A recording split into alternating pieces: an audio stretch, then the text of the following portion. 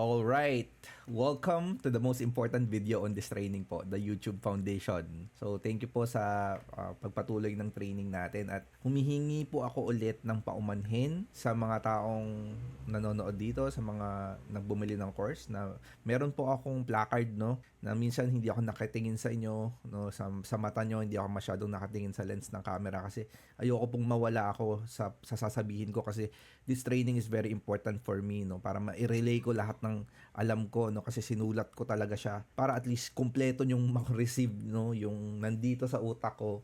So humingi ako ng paumanhin kapag nakatingin po ako sa sa notes ko no, at hindi ako nakatingin sa camera, parang mayroon akong binabasa. So yun lang po. So alright, welcome to the most important video on this training. No, I'm going to explain to you how YouTube algorithm works. Okay, yung YouTube algorithm, no? Sinasabi natin yung algorithm, paano ba siya tumatakbo? Ano ba yung computation na ginagawa niya sa mga data? Paano ba siya tumatakbo para mapakita niya yung videos mo sa audience, no? So in this video, ipapakita ko sa inyo yung ilang mga paraan na magagamit mo in order for you to build, manage and create your own video production or your own production sa YouTube. We're also going to show you some examples on how YouTubers are making a lot of money with the help of strategies that we're going to talk about on this video. So, but of course, we are not promising na pwedeng mangyari agad-agad. Hindi ko sasabi guys na viral agad tayo kasi ang inyong lingkod din po, hindi naman po ako naka-receive ng virality nung simula, no? Wala po tayong mga viral videos. So hindi po tayo mag-grow agad-agad, no? Because things takes time sa YouTube talaga. It takes time, no? When it comes to YouTube, it takes time mag-grow. Pero we have to know the basic principles and basic na mga pamamaraan kung paano ka hahakot ng viewership. Paano ka magkakaroon ng maraming fans, paano ka magkakaroon ng maraming followers sa YouTube, okay? So first, platform of videos na channels. So sa YouTube, ang sabi ng mga expert, pati yung mga YouTube experts, yung mga YouTube CEOs, yung mga YouTube people, no, ang sabi nila, YouTube right now is a platform of videos, not channels. So people think that in YouTube, if you create your channel, okay, and you create a video and one video performs bad, then that's it. You're done. Hindi ganon, no? You can never succeed. Hindi totoo yun, no? Parang pag nag-upload ka ng video, isang video mo, dalawang video, tatlong video, walang nanood, tapos na ang laban. Hindi po ganon. Hindi ganon ang laban sa YouTube, no? Wag niyong isipin yun na kunyari, nag-post kayo ng 10 video, walang nanood masyado, tapos na, hindi ka nang sisikat or hindi ka na kikita ng pera, hindi ganoon. YouTube, ngayon, ang sasabi ng expert, YouTube is a platform of videos. At ito, talagang nararamdaman ko, it's a platform of videos. Let me explain. About 5 years ago, YouTube was pushing channels, no? Not videos. Pushing channels. No? Nung dating mga panahon, ang ginagawa ni YouTube, kapag 1,000 subscribers, 1,000 din yung makakakita ng videos mo. Dati yon kasi nga, konti pa lang yung channel, no? Pero syempre ngayon, sa dami ng mga channel, hindi na niya pwedeng gawin yon kasi hindi makikita lahat ng mga tao ang videos mathematically kasi nga sa sobrang dami, yung mga tao ngayon, sobrang dami natin pinagsasubscribean. Syempre, kung may 1 million, hindi naman araw-araw yung mga tao na yun, di ba? Hindi araw-araw na nanonood ng YouTube. So, hindi na talaga pwedeng mapakita sa 1 million kasi nga yung mga tao ngayon, sobrang dami ng pinagsubscribean na channel. Like yung mga tao, 20, 50, 100 channels yung pinagsubscribean nila. Pero yun nga, pag nag-on tayo ng cellphone, hindi na natin makikita yung 100 channel na pinagsubscribean natin, di ba? So, ganun yung nangyayari ngayon. So, in order for us to example, let's dig deeper, no? Ito si Casey Neistat. Okay guys, for example, ito no, si Casey Neistat. Kung mapapansin nyo guys, ito yung dati ko tong pina-follow. Ito yung mga dating sikat, no, si Casey Neistat. So mapapansin nyo, 12.6 million yung subscribers niya, no, sobrang dami. Yan, mapapansin nyo ang kanyang 12.6 million ng subscribers niya. Pero yun nga, ang ginagawa kasi ni YouTube ngayon, hindi niya na pinapakita sa 12.6 million subscribers kung meron mang i-post si Casey Neistat na video. Bakit kamo? Kasi nga yung mga tao guys, mathematically, ang dami na nating pinag-subscribean na channel at pwedeng nag-subscribe din tayo kay Casey Neistat. Pero nung nag-post si Casey Neistat, hindi na natin nakita yung video niya kasi meron tayong ibang nakita na video nung mga panahon na nanood ka ng video, 'di ba? Hindi mo nakita yung video na pinost niya recently. Pero ang nakita mo yung pinapanood mo palagi, yung mga recent mo na pinapanood, yung nakikita mo ngayon, hindi mo nakita yung kanya kahit nakasubscribe ka sa kanya. So, yun yung explanation ko doon. Ang lumalabas ngayon, no, sa feed natin, itong kunyari sa home feed. Ito yung tinatawag nating home feed, 'di ba? Ito ang lumalabas na video sa home feed mo, for example, ito yung home feed ko, di ba?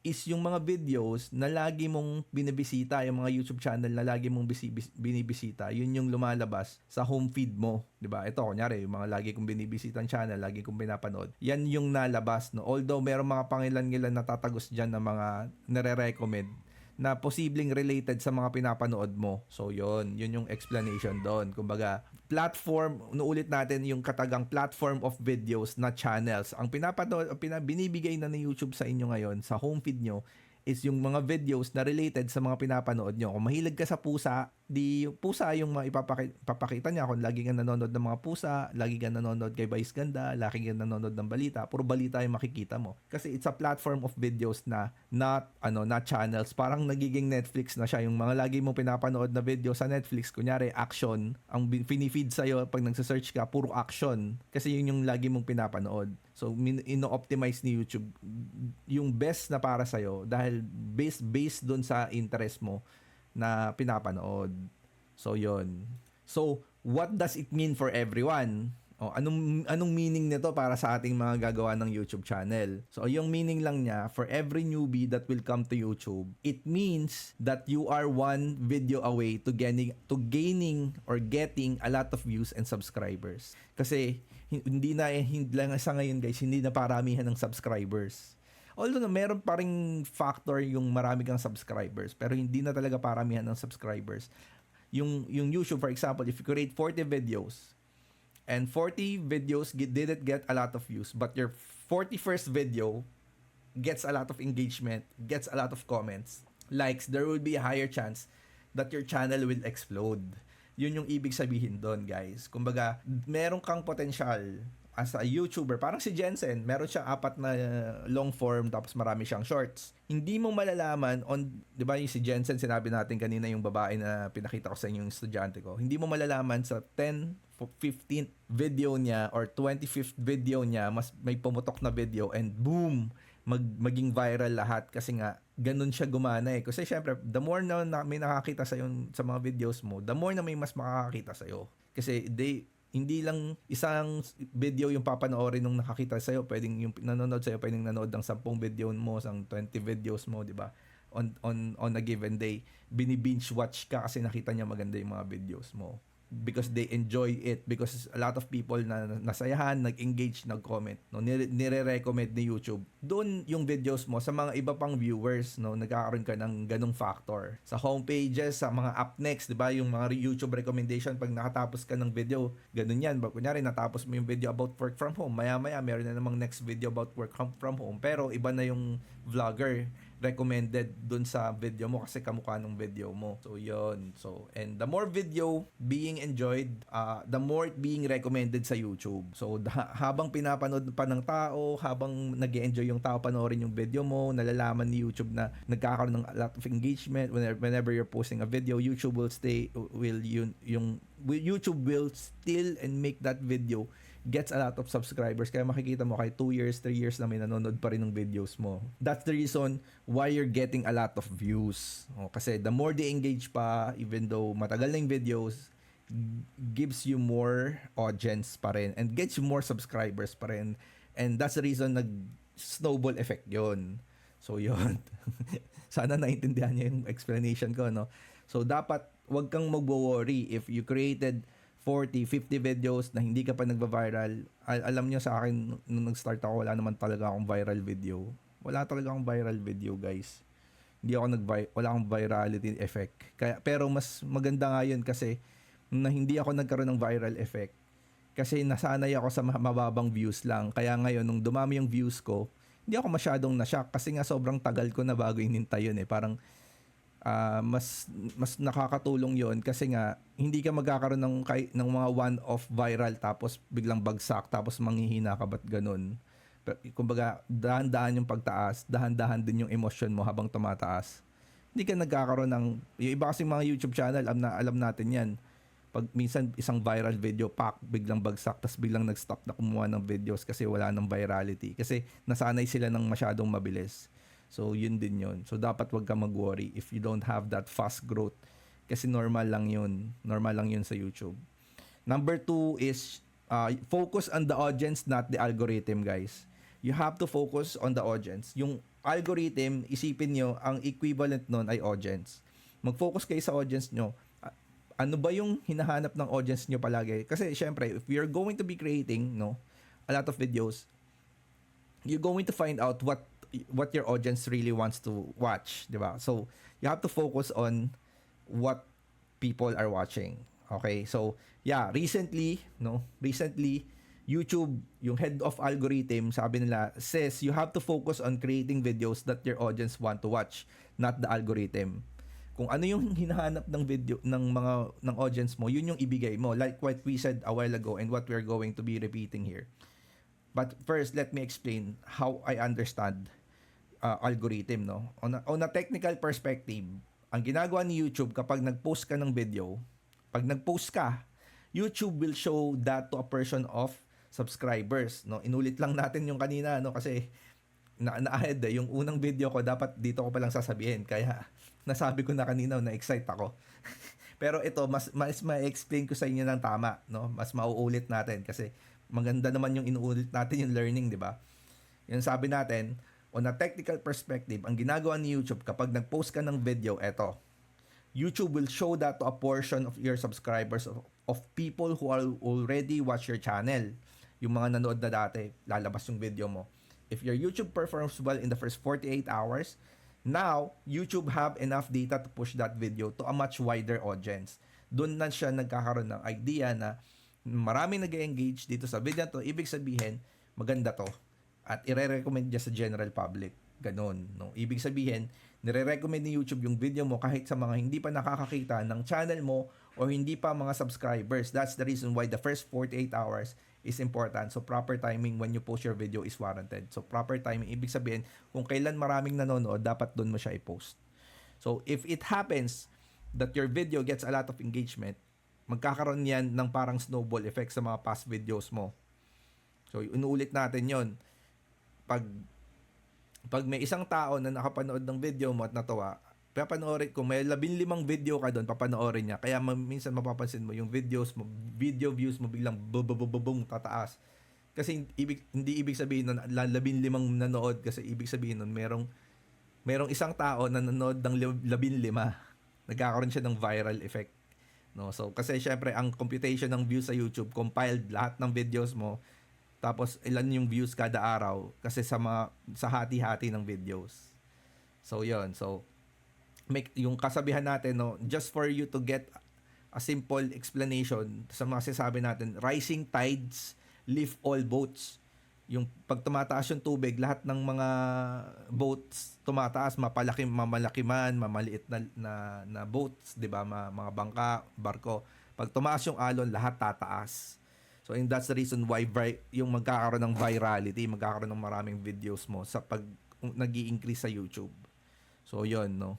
So, if one of your video channel gets viral, one of your video from your channel gets viral, or hindi viral, basta magkaroon ng decent views, nagkakaroon yun ng effect because people are binge watching your videos. At ito pa, dahil na-enjoy yung videos mo, no? Na-enjoy nila, they are going to subscribe to your channel, and chances are mas mataas na, no? Kaya mapapansin mo, habang tumataas yung subscribers mo, mas tumataas na yung possibility on your next post na magkaroon ng mas mabilis na data kasi tumataas yung subscribers mo. So, yon, no? So, alam mo na.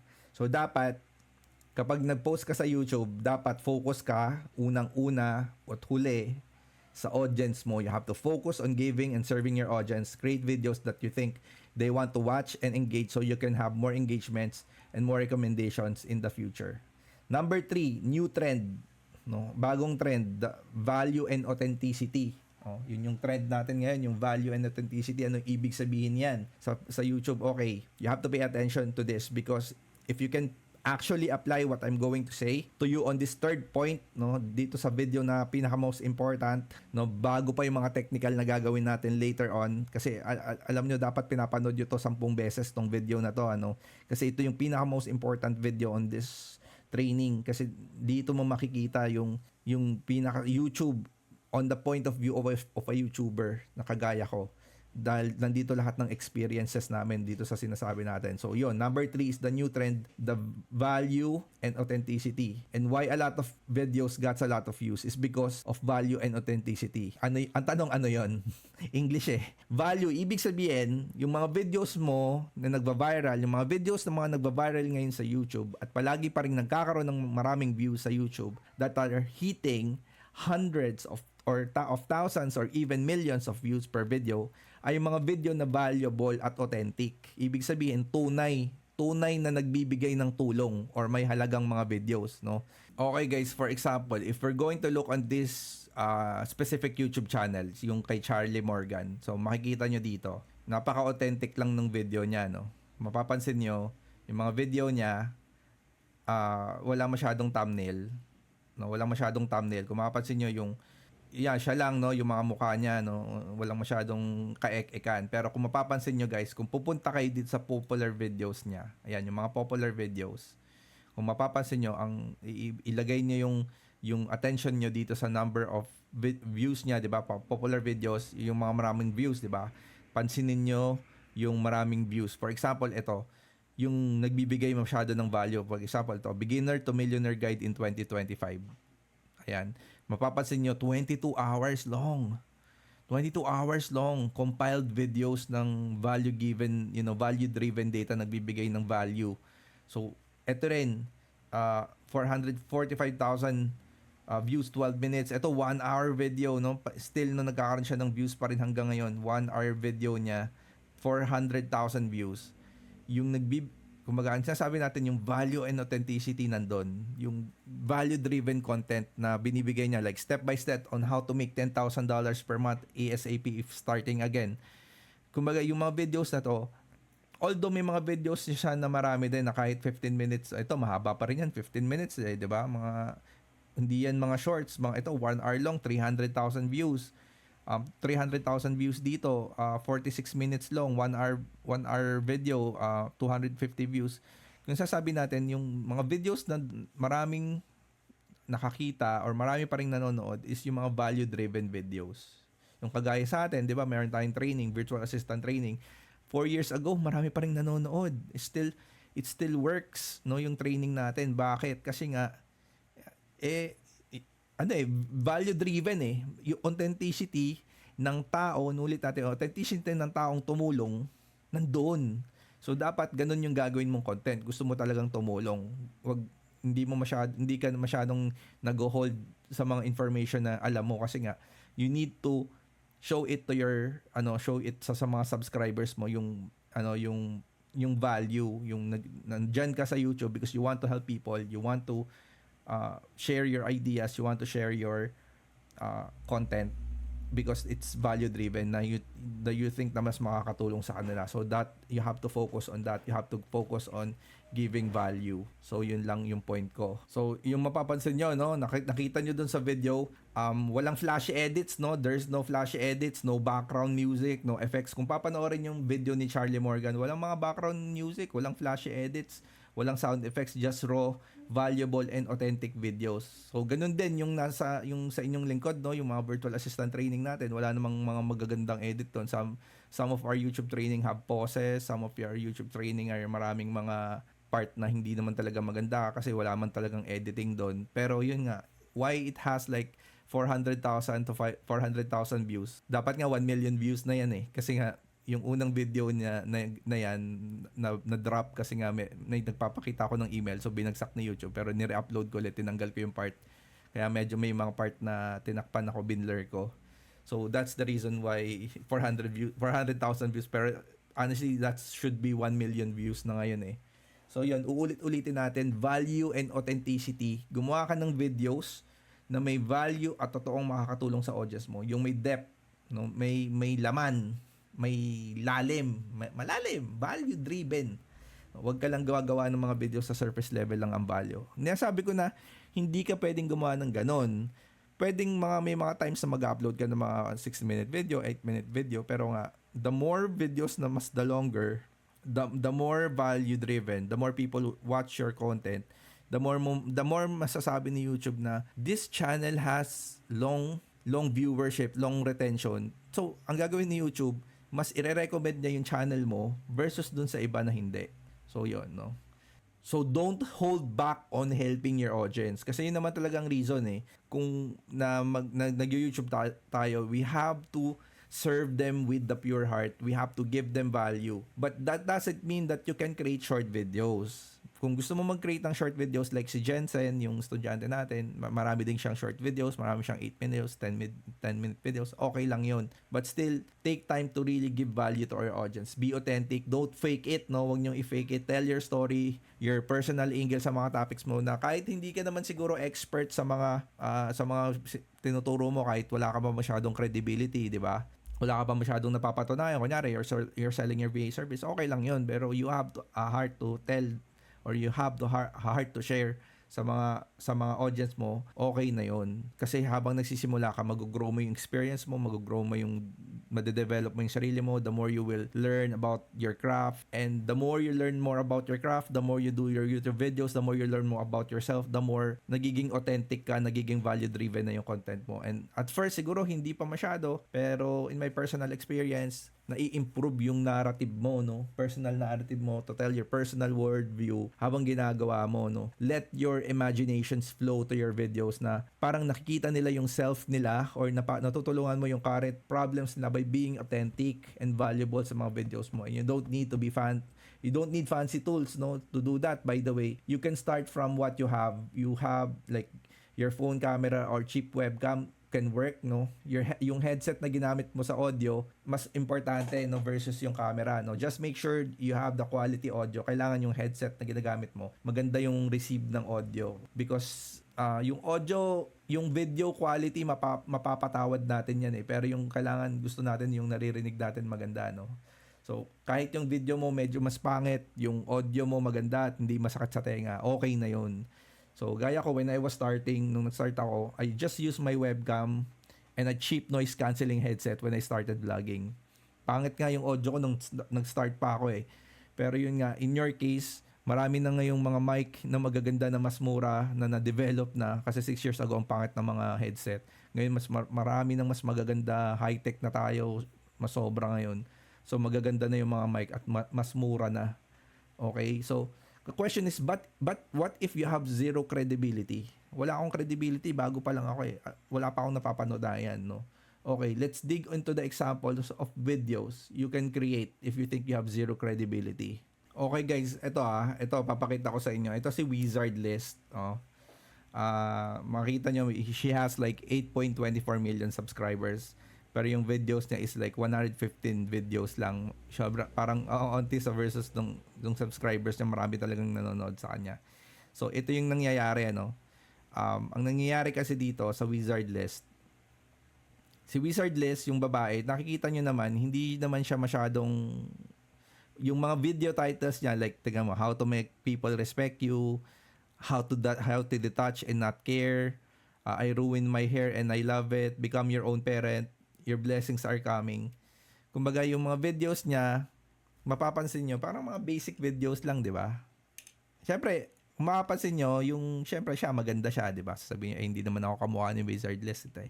Baka hindi ko ma-achieve yung performance ko na same dito sa babae na to. Pero hindi yun yung point natin. Ang point natin dito, kung wala ka pang authenticity, kung makakahanap ka ng angle na pwede mong gawa ng videos sa pagiging sa niche mo, no? Pwede kasing, for example, if you're a virtual assistant, you want to build your own virtual assistant channel, pwedeng yung mga videos mo kasi, yung mga title ng videos mo, hindi ikaw yung expert.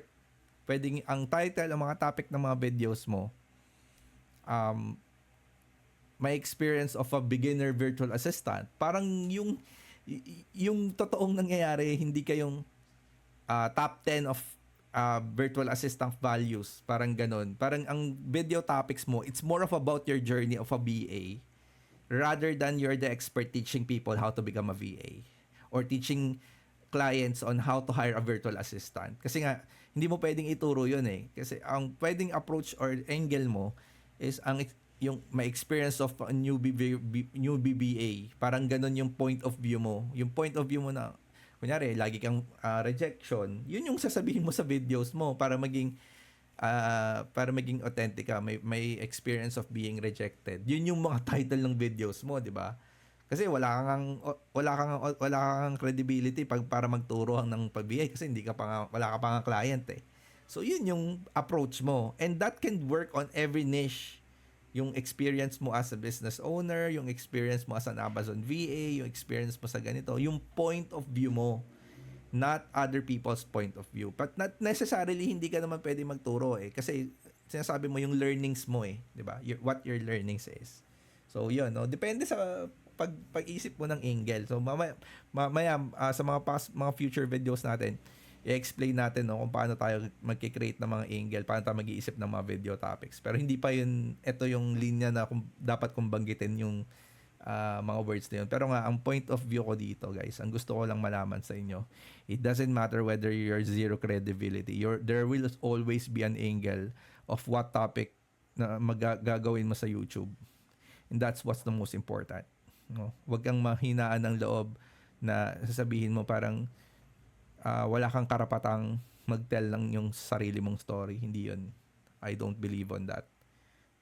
Lahat tayo may boses. Although some of you haven't found it yet, but we have our own voice. And we are here in the community to support each other, no, para makuha mo yung gusto mong goal sa YouTube. And to end this video, again, pwede mong kopyahin ang mga influencers na fina-follow mo. You can copy their video topics, gets inspiration from them, but here's the but. Be authentic. Be you who you are. Don't copy them. Be you. Let your personality flows to every video that you make so people follow you instead just the content you create. Ikaw kasi yung ifa-follow ng tao, hindi yung content mo, ikaw bilang tao. That would be all for this topic, and see you in my next video. Thank you po sa pakikinig sa akin hanggang dito. And my tip, no, you need to repeat this at least 5-10 times so that you will get what I'm saying here. 5 times, 10 times, kasi yung mga fundamentals and napaka-importante yan. Kailangan mong pumasok sa sistema mo, no. So yun lang po. Salamat.